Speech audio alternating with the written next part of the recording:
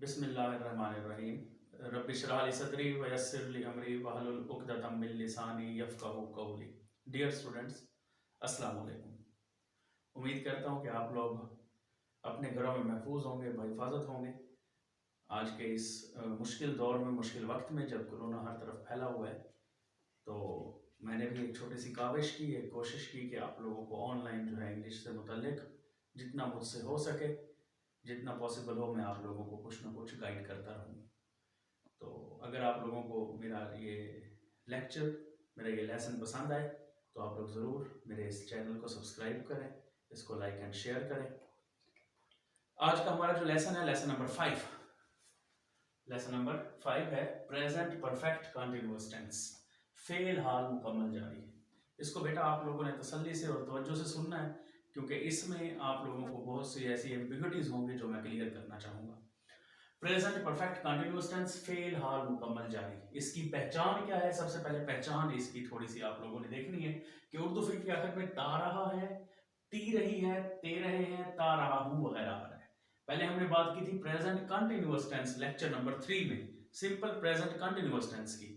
तो वो lesson number 3 जो हमारा था, तो उसमें रहा है, रही है था। यहाँ पे ता का इजाफा है, ता रहा है, ती रही है, ते रहे हैं, और उसके साथ ही इसमें टाइम फैक्टर दिया जाता है कि इसमें मुद्दत या अरसा का जिक्र कसरत से होता है। आप लोगों को जरूर इसमें कोई ना कोई टाइम फैक्टर दिया जाएगा। इसके बनाने का तरीका, मेथड की तरफ हम आते हैं। तो सबसे पहले मुस्बत सेंटेंसेस आते हैं, अफर्मेटिव सेंटेंस। तो इसमें सबसे पहले हम सब्जेक्ट यूज करते हैं, उसके साथ हैज या हैव में से एक हेल्पिंग वर्ब हैज हैव, और साथ बीन का इजाफा होता है, यानी हेल्पिंग वर्ब हैज हैव और बीन ये दोनों आएंगे।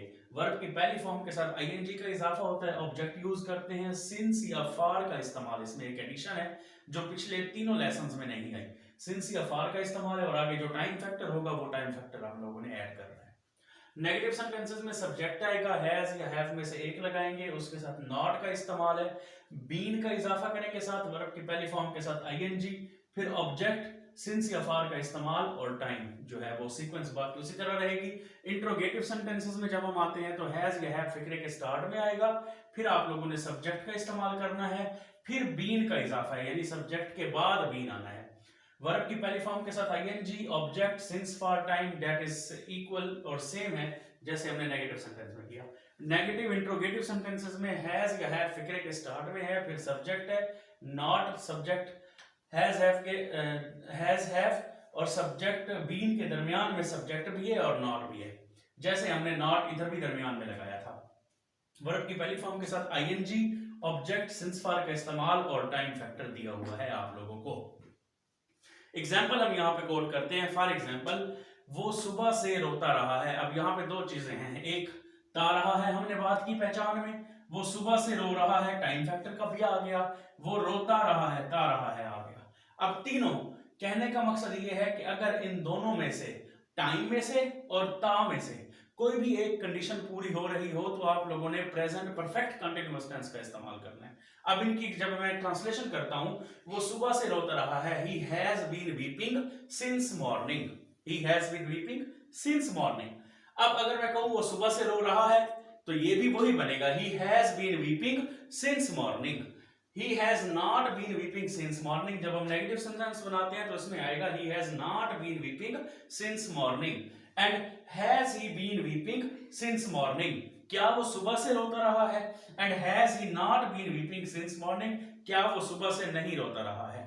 अब अगर हम बात करते हैं कि वो रोता रहा है, तो इसमें क्या होगा कि आप ही हैज बीन वीपिंग तक आए, सिंस मॉर्निंग जो है इसको खत्म कर दें, तो ये वो रोता रहा है। लेकिन अगर बात हो इस तरह, वो रो रहा है, तो ये आएगा ही इज वीपिंग, यानी यहां पे हमारे पास क्या चीज है कि इज एम आर का इस्तेमाल आया है। अब इसमें क्या कि ना टाइम फैक्टर दिया हुआ है, ना ता दिया हुआ है, तो इसीलिए हम इसमें वो रो रहा है, ही इज वीपिंग का इस्तेमाल करेंगे।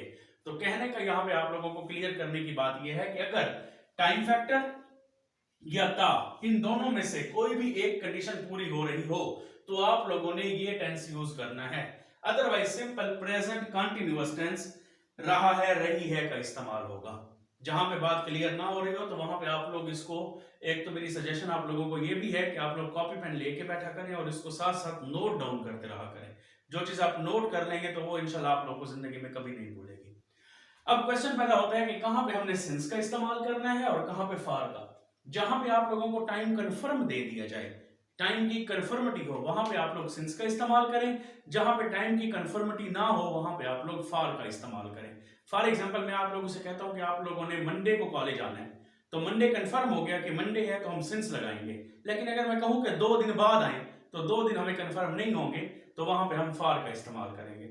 मैं आप लोगों से कहता हूं कि रोजा जो है वो फर्स्ट रमजान जो है वो मंडे वाले दिन है या सैटरडे को है, तो वो वहां पे सिंस लगाएंगे। लेकिन अगर मैं कहूं कि 5 दिन बाद है तो वहां पे हम फॉर का इस्तेमाल करेंगे। तो यूज ऑफ सिंस कहां कहां पे होगा? सुबह से, शाम से, मंगल से, जनवरी से, 1980 से, 2000 से, जहां पे कंफर्म टाइम हो हमारे पास वहां पे हम सिंस का इस्तेमाल करते हैं। और फॉर कहां पे? जैसे कई दिनों से, अब दिनों का हमें नहीं पता, कई हफ्तों से, 2 दिन से, कई सालों से, 1 माह से, तो यहां पे हम फॉर का इस्तेमाल करते हैं। तो ये हमारा आज का lesson number 5, present perfect continuous tense. इंशाल्लाह हम नेक्स्ट लेक्चर से अपना जो है नेक्स्ट आगे पास्ट की तरफ आएंगे कि पास्ट इंडेफिनेट परफेक्ट कंटीन्यूअस कैसे होंगे। उम्मीद करता हूं आप लोगों को मेरा ये आज का लेक्चर पसंद आया होगा। अल्लाह ताला आप लोगों का हामी नासिर हो। अल्लाह हाफिज।